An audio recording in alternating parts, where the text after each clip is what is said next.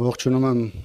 լրատվամիջոցների մեր այն գործընկերներին, ովքեր այսօր ժամանակ են գտել եւ այս ֆորմատով հանդիպանը ներկայ են։ Անկեղծ ասած, վերջին շրջանի հետ կապված բազմաթիվ կարևոր իրադարձություններ կան, որոնց միգուցե ժամանակ չունենանք այսօր անդրադառնանք, բայց մի քանիսին իմ ներածական խոսքում կանդրադառնամ։ Առաջին հերթին ուզում եմ սկսել Իրանի շուրջ ստեղծված իրավիճակին եւ այն մտահոգիչ process-ներից, որը այս վերջի մի քանի օրերի ընթացքում նկատելի է։ Առաջին հերթին հաշվառու նաեւ մամուլում որոշակի քննարկումներն այս թեմայով, ես նաեւ ուզում եմ կոչ անել մեր հայրենակիցներին շատ ջերմորեն եւ հարգանքով վերաբերել եւ ընդունել մեր այն իրանցի ժողովրդի ներկայացուցիչներին, ովքեր պատերազմի հետևանքով հատում են հայ-իրանական սահմանը եւ ժամանակավոր մուտք են գործում Հայաստանի Հանրապետության տարածք, որովհետեւ Իրանում հայերի նկատմամբ մշտապես եղել է բարձր հարգանք եւ մեծ ուշադրություն Իրանի իշխանությունների կողմից եւ այս ցաներ իրավիճակում հայ ժողովուրդն էլ պարտավոր է այս ստեղծված իրավիճակում համանման վերաբերմունք ցուցաբերել մեր բարեկամ ժողովրդի նկատմամբ։ Անչափ մտահոգիչ եմ համարում ոչ միայն բուն կոնֆլիկտը եւ այն բազմաշերտ հարվածները, որոնք տեղում են Իրան-Իսրայել այս հակամարտության պարագայում, այլ նաեւ մասնավորապես այն հայտարարությունները, որոնք վերջին օրերին հնչում են Իրանի հոգեվոր առաջնորդին թիրախավորելու տեսանկյունից, որտեղ դա թույլատրել եմ համարում, դա կարող է տարածաշրջանում նոր անվերահսկելի իրադարձություններ բերել եւ միանշանակորեն կընդլայնի հակամարտության սահմանները։ Երկրորդը բավականին ծանր է եւ Հայաստանի վրա ուղիղ եւ անուղղակի ազդեցություն ունեցող process է այստեղ այն հնարավոր հարվածները, որոնք կարող են ուղղվել Իրանի միջուկային օբյեկտների, որովհետեւ դրա ծանր հետևանքները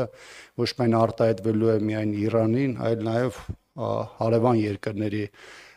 նկատմամբ, ինչը բնականաբար իրավիճակը մեր համար ծայրահեղ վտանգավոր է դարձնում։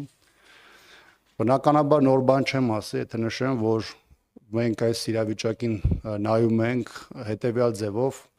սա չունի պատերազմական լուծում, եղած խնդիրները որքան էլ դրանք ծանր լինեն, պետք է կարգավորվեն խաղաղ եւ դիվանագիտական ճանապարհով, որը որևէ պայմաններում այլընտրանք չունի։ Երկրորդ թեման, որին ուզում եմ անդրադառնալ, այս վերջին 2 օրերին Բաղրամյան պողոտայում հատկապես դրսևորվող ակցիան է, որը իրականացնում են 44-օրյա պատերազմի ժամանակ անհետ կորած մեր հայրենակիցների ծնողները։ Մտահոգությունները բազմաթիվ են, ես առիթ ունեցել եմ այս օրերին հանդիպելու, նրանց հետ տարբեր ֆորմատով զրույցներ եւ քննարկումներ ունենալու։ Թվում է թե շատ պարզ հարցադրումներ ունեն մարդիկ։ Միջև այս պահը, միջև ԱԱԾ արդեն նախկին տնօրեն Արմեն Աբազյանի ազատ արձակումը, ողջ process-ը իրականացվել է նրա կողմից, նաեւ որոշակի հարցերով նրա անձնական երաշխավորման պայմաններում եւ այս մարդիկ ունեն պարզապես մեկ հարց. ով է ստանձնելու այդ process-ի շարունակականությունը, այսինքն հումանիտար հարցերի կարգավորման տեսանկյունից եւ ով է այս պահին պատրաստ պատասխանելու իրենց հարցերին։ Ցավոք 2-3 օր է այս մարդկանց պարզ հարցերի պատասխան չի տրվում, դրանց ներկայացմամբ ԱԱԾ տնօրենի պաշտոնակատարը իրենց հորդորը մինչև այս պահը չի կատարել, ամենայն դեպս մինչև այս ճեպազրույցը եւ չի ներկայացել տեղում իրենց հետ զրուցելու եւ անհրաժեշտ պարզաբանումներ տալու, որի նաեւ հետևանքը երեք նաեւ Հերացի փողոցում ծնողների կողմից փողոցի փակում էր, որը խոչընդոտվում էր ոստիկանության կողմից։ Պետք է արձանագրել, որ այն մարդիկ, ովքեր տարբեր ժամանակներում, կարևոր չէ, առաջին պատերազմի ժամանակ Արցախյան 2016-ին 44 օրյային, առասարակ այս 3 տասնամյակի ընթացքում, ովքեր նախաձեռնություն են դրսևորել, ովքեր մասնակիցն են եղել հայրենիքի պաշտպանության սրբազան գործին, անկախ նրանից թե այս պահին ինչ կարգավիճակ ունեն, զոհվել են, անհետ կորել են, թե այսօր էլ ապրում են մեր շարքերում, պետք է մշտապես գտնվեն պետության ուշադրության կենտրոնում եւ նրանց ծնողների նկատմամբ պետք է դրսևորվի հատուկ վարքագիծ։ Երրորդ թեման, որ կփորձեմ որոշակիորեն ներկայացնեմ այս համատեքստում,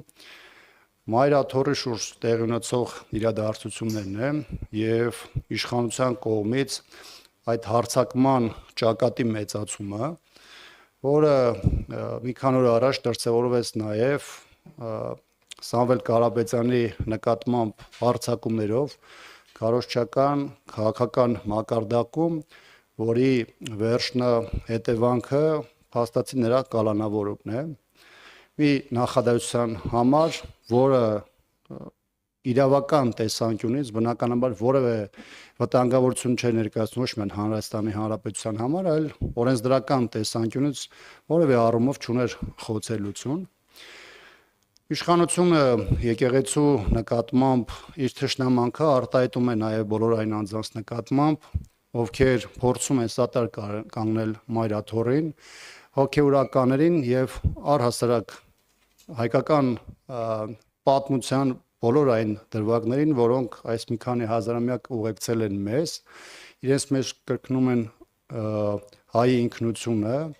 նաև ինստիտուցիոնալ հիշողությունը եւ բոլոր այն նաև process-ները, որոնք նաև պետականության բացակայության ժամանակահատվածում իրենով պահպանել է հայոց եկեղեցին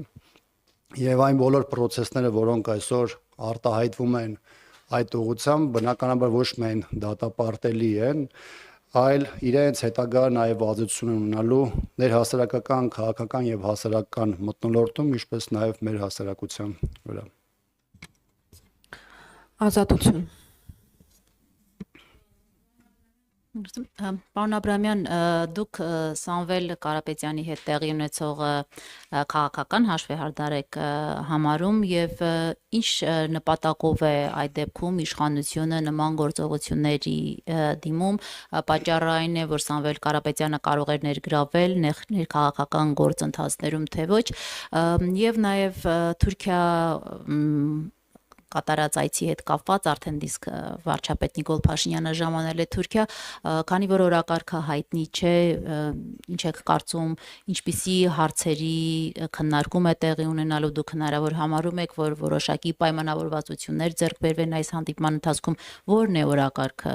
ինչպիսի տեղեկություններ կամ ենթադրություններ ունեք։ Անկեղծ ասած, ես տեղյակ չեմ, եթե տեղյակ լինեի, ամբողջությամբ այս մասով չէի հրապարակային չէի խոսի այն մասին, թե ինչ ծրագրեր կա պլանավորում ուներ Սամվել Կարապետյանը, բայց այն ինչ որ ինքը արտահայտել է այս մի քանի օր ընթացքում, իր նպատակը դա եկեղեցուն սատար կանգնելն է, որին տարիներ շարունակ տարբեր միջոցներով նա սատարել է, եւ ես նրա անկեղծությունը այս իրավիճակում բնականաբար վստահում եմ։ Ինչ վերաբերում է նրա հետագա հնարավոր քաղաքական, սրա այսպես ասեմ, ճանապարհին, որը ինչպես ես հասկացա, նաև որոշակի ակնարկով կար նաև ձեր հարցադրման մեջ, անկեղծ ասած չեմ կարող ասել, թե սա հետագայում քաղաքական տեսանկյունից ինչ ճանապարհ կբռնի, այն որ սա քաղաքական հետապնդում էր իմ համար ակնհայտ է, անկախ նրանից թե ով դա ինչպես հետագայում կմեկնաբանի, շատ բարձ իրողություն այստեղ ունենք, փաստացի Սամվել Կարապետյանը արտահայտել է իր դիրքորոշումը, որը ոչ միայն տարբերվել է իշխանության մոտեցումներից, այլ իշխանության համար առավել վտանգավոր է դիտարկվել այն տեսանկյունից, որ մեծ առումով եկեղեցին ունի շատ մեծ հեղինակություն եւ հեղինակավոր անձանց իսատարում եկեղեցու հայտարարությունները կամ որևէ գործողություն բնականաբար իշխանության համար շատ ավելի մեծ վտանգավորություն է ներկայացնում եւ իշխանությունը փորձել է հնարավորինս շուտ կանխել եկեղեցու շուրջ ստեղծված իրավիճակը եւ նաեւ դրա շուրջ հնարավոր հասարակական մոբիլիզացիան, ինչը կարծում եմ որևէ արդյունք չի տալու, որովհետեւ այն բառապաշարը եւ այն գործողությունները, որի մասին անոնս է անում իշխանությունը եկեղեցու դեմ process-ներում, սա չի կարող որևէ պայմաններում, որևէ սցենարի պայմաններում իշխանության համար օգտակար լինել։ Այլ բան է, որ այստեղ իշխանության համար գլխավոր խնդիրը ոչ թե պետության զարգացումն է, ոչ թե համապատասխան ինստիտուտների գործունեության արդյունավետությունն է, այլ կա ներքաղաքական հաշվարկ,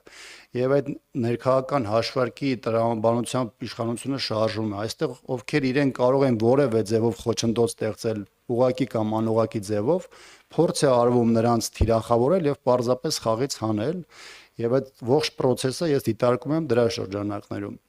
Ինչ վերաբերում է Փաշինյանի Թուրքիա կատարած այցին, գիտեք, դրա հետ կապված վերլուծությունները շատ են։ Ես ելնում եմ այն մոտեցումից, որոնք ամիսներ առաջ արտահայտվել են, երբ որ Հայաստանի իշխանությունները անթակույց ցույց էին տալիս, որ Հայաստան-Ադրբեջան հարաբերություններում նաև որոշակի միջնորդական դեր տեսնում էին Թուրքիայի մասով, անկախ դրանից դա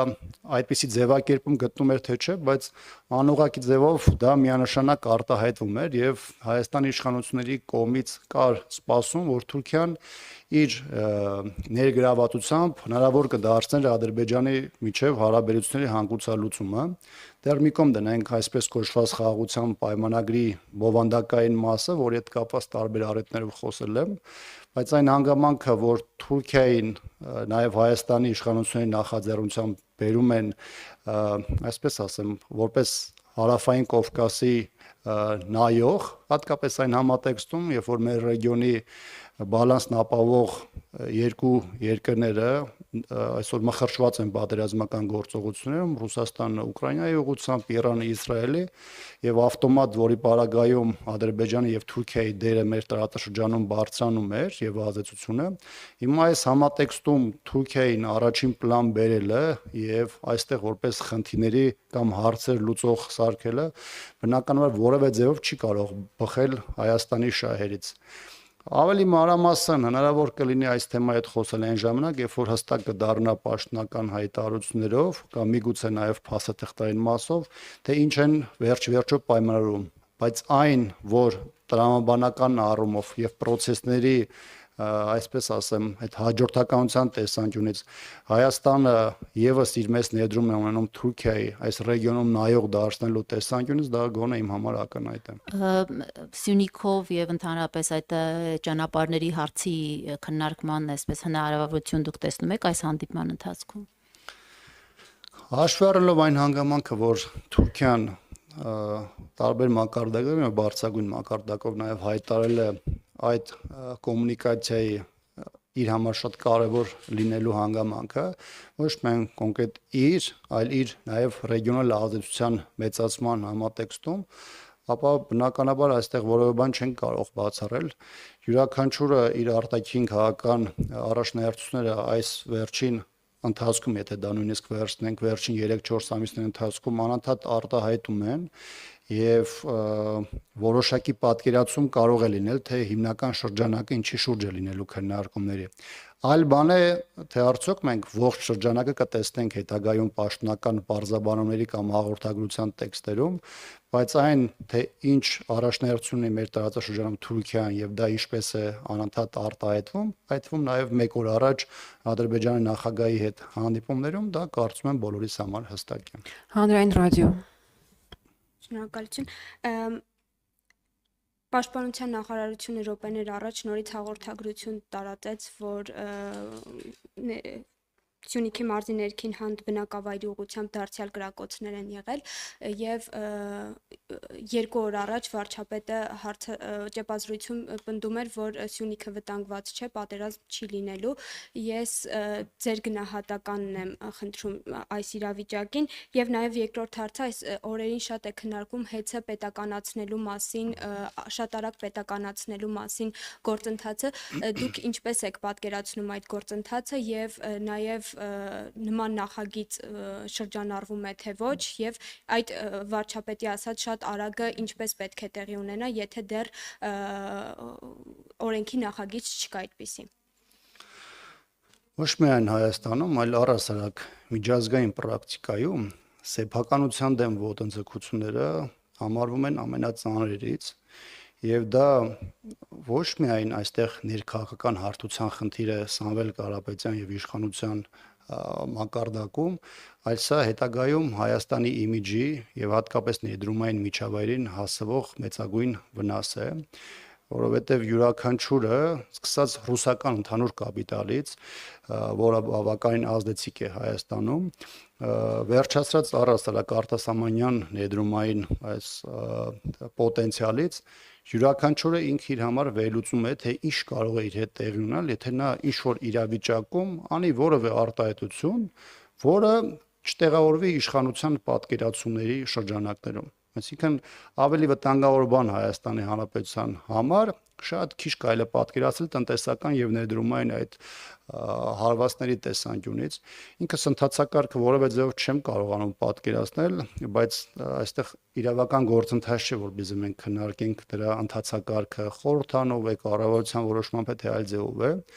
Հստակ տրվել է քաղաքական հանձնարարություն եւ այդ քաղաքական հանձնարարությունները Հայաստանում այս 7 տարին արտահայտվել են հետեւյալ ձևով կա թիրախ եւ անկախ այն հանգամանքից թե ով ոնց կարող է դա իրականացնելու է այստեղ օրենքի եւ սահմանության խնդիր չկա ինչպես չկար օրինակ Սամվել Կարապետյանի նկատմամբ այդ քրեական հետապնդում ասվածի հրապարակումից հետո ապա քաղաքական շարժառիթներով նրա դրամ հարցակումների շարք սկսելու առումով որի վերջնահետևանք ինչպես ասացին նրա կալանավորումներ Ինչ վերաբերում է պաշտպանության նախարարության հայտարարությանը, հատկապես երբ որ դա հնչում է Հայաստանի իշխանությունների հավաստիությունների տրամաբանության ներքո, գիտեք, այլ բան է թե ինչ է ուզում կամ ինչ ցանկություն ունի Հայաստանի Հանրապետությունը կամ նրա իշխանությունը, լրիվ այլ բան է թե ինչ են մտածում քո այն հարևան պետությունները ովքեր քո երկի նկատմամբ բարբերաբար արտահայտում են տարածքային հավակնություններ, ովքեր տարբեր շրջաներում կամ վերջին 3 տասնամյակում բազմիցս ագրեսիա են դիմել քո ժողովրդի կամ քո պետության նկատմամբ։ Ադրբեջանն ու Թուրքիան տարբեր առիթներով բավականին հստակ ասել են, որ աշխարհում ներկայումս գործում է ոչ թե միջազգային իրավունքը, այլ գերակայող է ուժը եւ այս պարագայում նրանք համարում են, որ